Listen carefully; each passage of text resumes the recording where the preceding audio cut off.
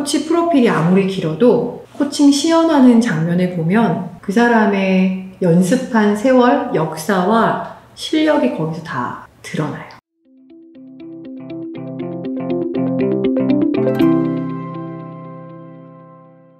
실제로 임원 코칭 해보시니까 어떠세요? 사실 저도 약간 환상이 있었거든요. 뭔가 다를 거고 이게 엄청난 거일 거야 라는 막연한 이미지가 있었는데 네. 실제 이제 해보니까 똑같았어요. 그냥 코칭이었어요. 그냥 한 사람으로 만나는 일이었어요. 물론 주제는 조금 더 스페시픽하죠. 구체적이고 원하는 게 있죠. 리더십 관련해서. 하지만 한 사람을 만나는 일이었어요. 그래서 임원 코칭도 그냥 코칭이었다. 이게 저의 최근의 그 경험의 통찰이었어요. 특정한 주제들은 어떤 주제들이 있나요? 그 주제들은 대부분 인사팀에서 조율해줘요. 현재 우리 조직의 비전은 이렇고 그래서 리더상은 이런데 이분의 리더상에 있어서 이 부분에 있어서 이런 영향을 해달라고 말씀해 주시죠. 그런 것들은 기업마다 다르죠. 다르죠. 근데 대부분 크게 보면 리더십이죠. 근데 그게 자신의 삶에 대한 걸 수도 있고 자신이 맡고 있는 조직에 대한 걸 수도 있고요. 그러면은 기업에서 좀 요구하는 어떤 역량이나 스펙이 특별히 있나요? 분명히 있어요. 분명히 있고 그래도 임원이시니까 거기에 맞는 커리어를 요구하는 건 사실이에요. 뭐 예를 들면 저는 아닌데 대부분의 임원 코칭에 들어가는 전문 코치님들은 자신이 임원까지 경력이 있으시거나 아니면 학력 같은 것이 고학력이거나 아니면 그런 임원 코칭을 많이 들어간 전문가거나 이런 건 분명 보죠. 왜냐하면 그만한 실력이 되어야 되는 자리이기 때문이라고 생각하고요. 그리고 강사님들도 대부분 그런 일이 있을 텐데 프로필 받으면 사실 학력도 좀 없지 않아 보여요. 네, 그거는 그냥 업계에 어쩔 수 없는 현실이고 인정도 해요. 받아들여지기도 수용도 돼요. 왜냐하면 그분들은 저의 전문성을 알 수가 없잖아요. 그쵸. 그러니까 그런 지표로 보는 건 이해해요. 신뢰도가 더 높아야 되니까. 그쵸. 그게 하나의 어떤 진짜 말 그대로 지표죠. 코치 자격에 있어서 뭐 KAC, KPC 뭐 이렇게 보는 것처럼 네. 하나의 그 사람이 그 영역에 있어서 어떤 노력을 해왔는가라는 역사가 담겨져 있는 지표죠.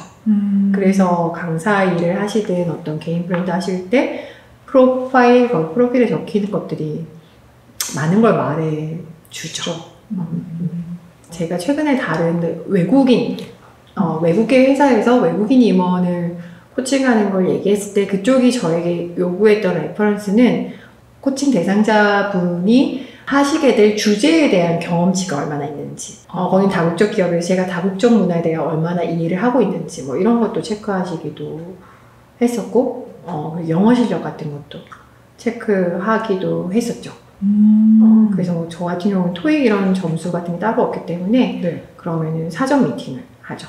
영어로.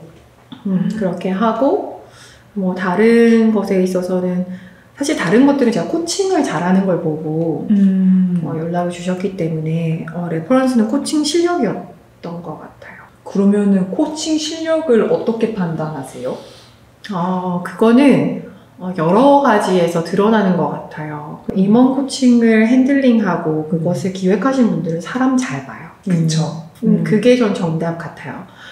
레퍼런스를 멋있게 쌓는 그것도 사실은 만났는데 아니면 그냥 입술을 열었는데 아니면 의미가 없어요. 그 만나면 알잖아요. 알죠. 왜냐면 코칭이란 것이 자기의 삶과 굉장히 프라이빗한 영역을 나누는 건데 이야기 나누고 싶어야 되잖아요. 상대를 만났는데 저 사람에게 내 진실된 감정과 내 고민을 나눴을 때 정말 받아들여줄 수 있고 품을 수 있는 사람인가는 만나면 알잖아요. 네. 그러니까 프로필이나 이런 거는 그 문을 열까 말까 후보군이 될까 말까 하는데 약간 그냥 진입 티켓 같은 정도지 사실은 그 현장에 갔을 때 만나면 알죠. 눈빛 보면 알죠. 어떻게 모르겠어요. 그러면 임원 코칭 꿈꾸는 분들은 무엇을 준비해야 할까요? 임원 코칭도 그냥 코칭이에요. 코칭 잘 하셔야 돼요. 그게 다예요. 코칭을 잘해야 돼요. 백그라운드 뭐 대학원을 갈까 뭐 어딜 갈까.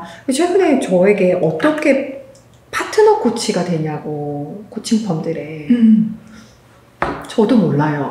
일하다 보니까 제안이 들어오고 하고 있는 거지 몰라요. 근데 적어도 코칭 펌에서 파트너 코치를 의뢰하거나 코칭을 잘해야 해요.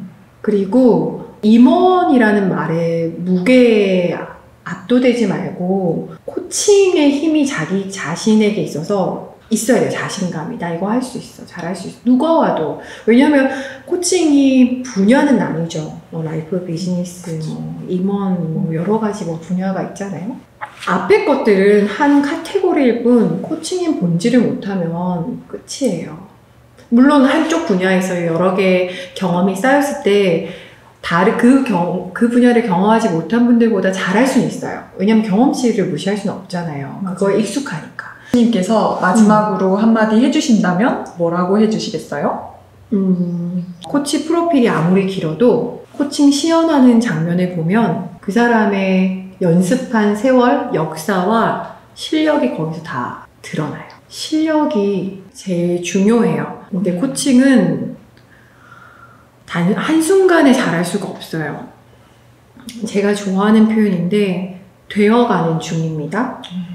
그러니까 자격을 갖췄다고 해서 저는 오늘부터 코치예요. 코치입니다가 아니고 계속 우리는 코치가 되어가는 중인 것 같아요. 끊임없이 매 순간 내가 본질에서 벗어나면 다시 돌아오고 내가 이렇게 달라지면 또 이렇게 돌아오고 계속 백투더 베이직 가는, 그래서 코치는 되어가는 직업이기 때문에 되게 매력적이고 근데 그만큼 고대해요.